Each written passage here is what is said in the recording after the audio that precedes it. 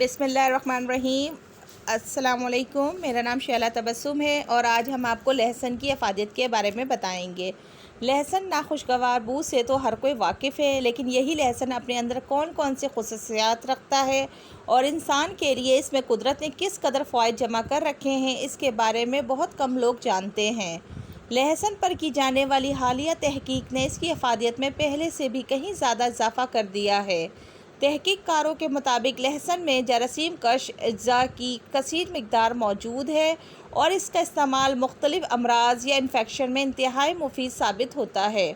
ख़ास तौर पर यह अमराज कल्ब, कम फशार खून, शरियानों में खून का इंजमाद, मैदे और बड़ी आंत के कैंसर तक के ख़िलाफ़ लड़ने की सलाहियत रखता है। माहिरीन का कहना है कि लहसुन में हमारे तसव्वुर से भी ज़्यादा जरासीम कश अज्जा पाए जाते हैं और तब दिक, सिल, हिज़ा, मरोड़, दिमाग की सूजिश वगैरह के 72% इन्फेक्शन में इंतहाई मौसर साबित हुए हैं। लहसुन में करम कश एंटीसेप्टिक और जरासीम कश एंटीबायोटिक अज्जा का एक ज़ख़ीरा होता है जो अमराज कल्ब, गैस और कैंसर की रोकथाम करता है। इसकी नाखुशगवार बू की वजह सल्फ़र है, जिसकी कसीर मिकदार इसमें मौजूद होती है। महक़क़ीन के मुताबिक रोज़ाना सुबह के वक्त लहसुन के 3 जोए खाने से कोलेस्ट्रॉल की सतह में हैरत अंगेज़ हद तक कमी आती है। भारत के मशहूर मुंबई में 2 माह तक 50 अफराद को रोज़ाना सुबह लहसुन के 3 जोए खिलाए गए और 2 माह बाद इनका कोलेस्ट्रॉल 10 से 15% तक कम हो गया। ऐसे अज्जा पाए जाते हैं जिनका काम ही जिस्म में कोलेस्ट्रॉल की सतह कम करना है।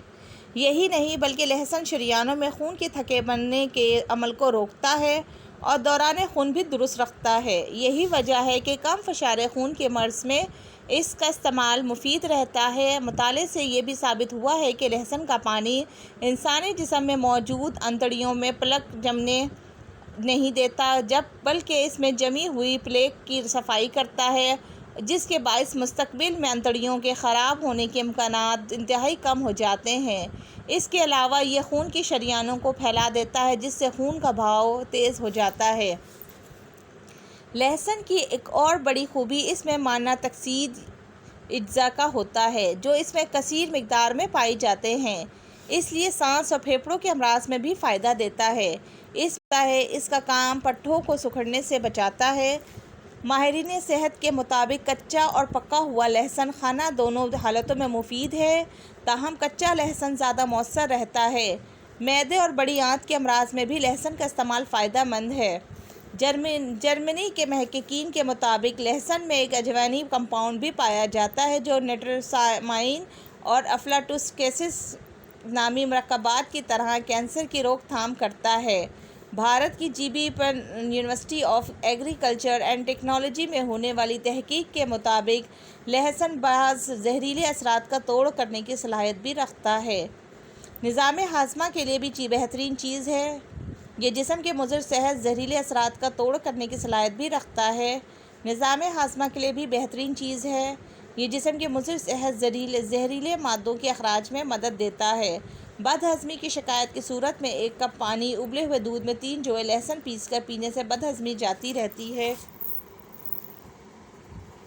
लहसुन में चूँकि अज़्ज़ा पाए जाते हैं, इसलिए ये मैदा में मौसर साबित होता है। इसकी सबसे अच्छी बात यह है कि इसे खाने से इंसानी सेहत पर किसी किस्म के मुज़र असरात मरतब नहीं होते।